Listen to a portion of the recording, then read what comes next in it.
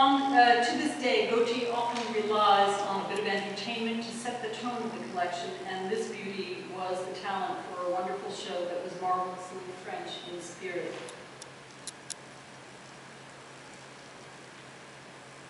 Paris had always been a draw for designers from other parts of the world, and apart from the historic tradition of couture dressing and dressmaking, the fact that Paris was the first city to have a proper show venue was a big draw.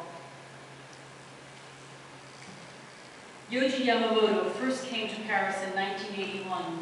The Japanese landing in Paris was a totally radical departure from everything that was happening at the time and broke all traditions about construction.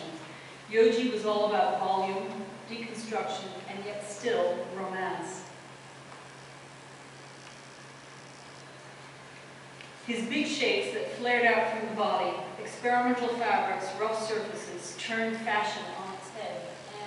And this is 1982, and who sees that guy?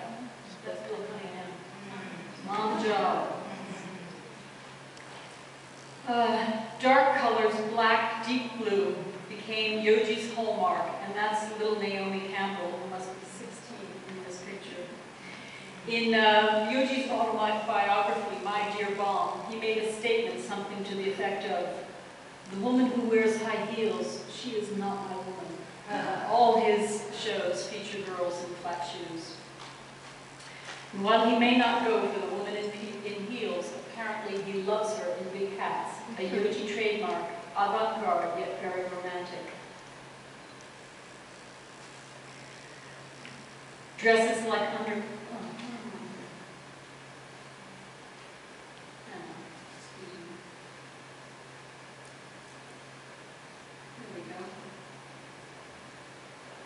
Yohji didn't come to Paris alone. His female counterpart and girlfriend at the time, Rei Kawakubo, came with him. She called her company Comme des Garçons. The name means like the boys. And like Gaultier, she too explored gender questions. Here, mixed up menswear fabrics from Spring '84, also in tune with Gaultier, that new emphasis on the hips and away from the shoulder focus. She played around with undergarments and continually probes the notion of femininity. Asymmetry and misconstruction are also tenets of her style. It's fascinating to see a designer return again and again to certain themes, like an artist who never tires of painting the same subject. Here she explores a kind of tawdry look, sheer black over bright red satin, a bit of a torn hem, all vaguely suggestive of an unkempt woman.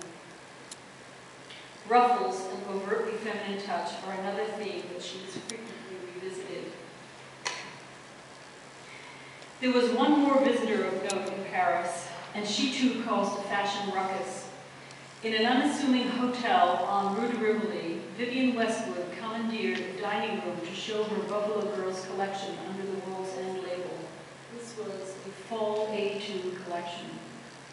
Her silhouette was also the inverse of what was the mainstream at the time. Instead of broad shoulders and narrow hips, she went for full skirts, and underwear appears on the outside.